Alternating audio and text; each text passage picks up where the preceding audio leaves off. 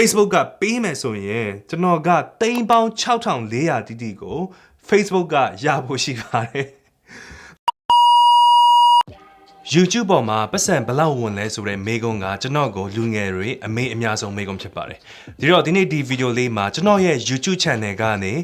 1 million view ကိုပတ်စံဘလောက်ဝင်တယ်လဲပြီးရင်အခုချိန်ထိ YouTube ကနေပတ်စံဘလောက်ဝင်ခဲ့တယ်လဲဆိုတာကိုဒီဗီဒီယိုလေးမှာရှင်းပြပေးတော့မှာဖြစ်ပါတယ်ဒီတော့စလိုက်အောင်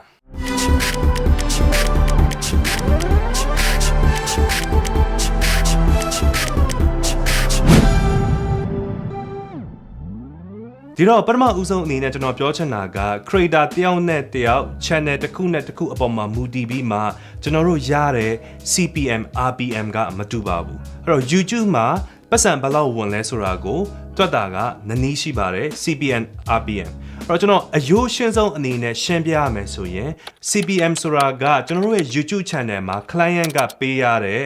ပတ်စံနှုန်းဖြစ်ပါတယ်အဲ့တော့ cost per mil ဒါမှမဟုတ်cost per 1000 impression cost per 1000 view လို့ပြောရင်လည်းမမှားပါဘူး RPM ဆိုတာက revenue per mil revenue per 1000 view လို့ပြောရင်မမှားဘူးပေါ့နော်အဲ့တော့အမှန်တကယ်ကျွန်တော်တို့ရရှိတဲ့ငွေက RPM နဲ့တွက်ပါတယ်အဲ့တော့ clients တွေကပတ်စံအများကြီးပေးရတယ်ကိုတကယ်ရရှိတဲ့ငွေကတော်တော်လေးနည်းပါတယ်ဘာလို့လဲဆိုရင်ဂျားမှာ YouTube က commission ယူလို့ပါပေါ့နော်အဲ့တော့လက်ရှိကျွန်တော်ရဲ့ဒီ CPM က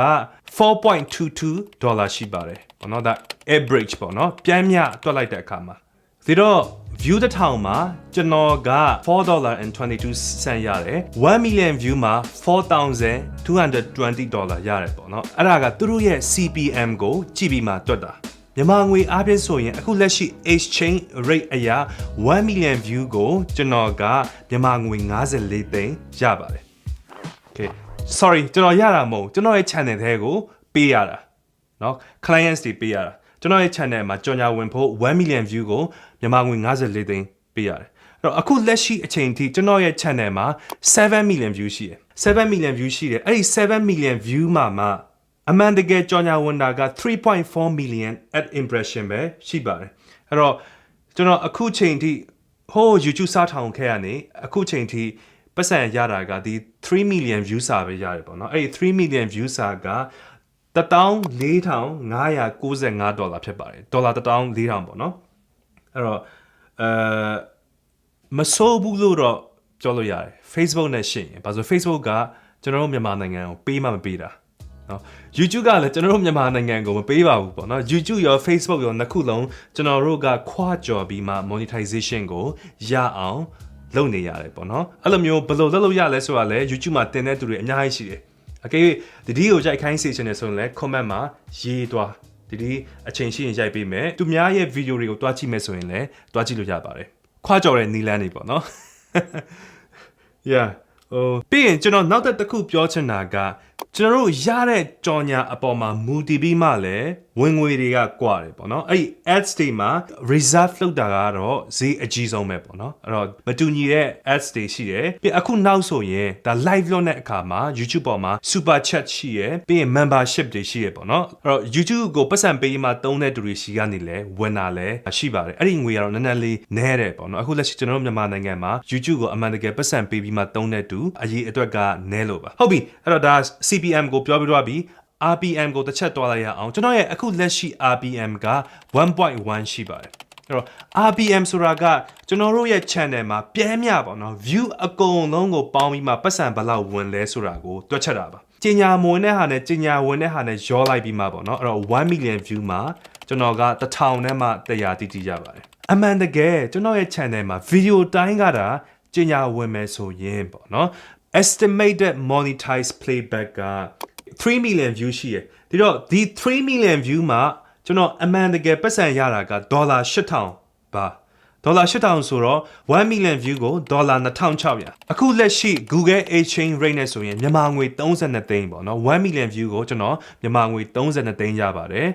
အခုနောက်တော့က clients က54သိန်းပေးရတယ်ကိုက32သိန်းပဲရတယ်ဂျားက22သိန်းက YouTube ကနေဖြတ်ယူပါတယ်ပေါ့နော်အဲ့တော့yes ဒါကတော့ကျွန်တော်ရဲ့ YouTube channel မှာအခုလက်ရှိ income ဘယ်လိုရှိလဲဆိုတာကိုကျွန်တော်တင်ဆက်ပေးတာဖြစ်ပါတယ် ကျွန်တော်ရဲ့ Facebook ပေါ်မှာလည်းဒီနှစ်ကနေစပြီးမှပတ်စံတွေစဝင်နေပါပြီအဲ့တော့ကျွန်တော်ရဲ့ Facebook ပေါ်မှာပတ်စံဘယ်လောက်ဝင်လဲဆိုတော့သိချင်လားသိချင်ဒီ channel ကို subscribe လုပ်ပေးတော့ပါပြီးရင် bell လေးကိုပါနှိပ်ပြီးတော့ပါအဲ့ဒီ bell ကိုနှိပ်မှာကျွန်တော် video တင်တိုင်း notification တက်မှာဖြစ်ပါတယ်